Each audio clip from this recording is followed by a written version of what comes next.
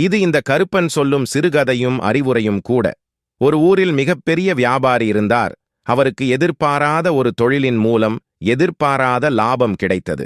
அந்த லாபத்தின் சிறு பகுதியை தனக்கு உண்மையாக இருக்கும் வேலையாட்களுக்கு பகிர்ந்து கொடுக்க நினைத்தார். ஆனால் தன்னிடம் உண்மையாக இருக்கக்கூடிய வேலையாட்கள் யார் என்பதையே அவரால் கண்டுபிடிக்க முடியவில்லை. எனவே அந்த ஊரில் உள்ள அறிஞர் ஒருவரிடம் அறிவுரை கேட்கிறார். அதற்கு அறிஞர் சொன்னாராம், இது மிகவும் சுலபம்தான். உனக்கு மிகப்பெரிய லாபம் கிடைத்துள்ளது அல்லவா? ஆனால் உன் வேலையாட்களிடம் சென்று உனக்கு மிகப்பெரிய நஷ்டம் ஏற்பட்டுவிட்டது என்று சொல். அதற்கு பிறகும் உன்னுடன் யார் இருக்கிறார்களோ அவர்கள்தான் உண்மையான வேலையாட்கள் என்று கூறினார். இந்த கதையில் வந்தது போலத்தான் நாம் நல்ல நிலையில் இருக்கும்போது நம்மிடம் நல்ல விதமாக பழகலாம், நமக்காக இருப்பதாக கூறலாம். ஆனால் நம்முடைய இக்கட்டான சூழ்நிலையில் நம்மிடம் எதுவுமே இல்லாத சமயத்தில் எந்த லாபத்தையும் எதிர்பார்க்காமல் வெகு சிலர் மட்டுமே நம்முடன் இருப்பார்கள்.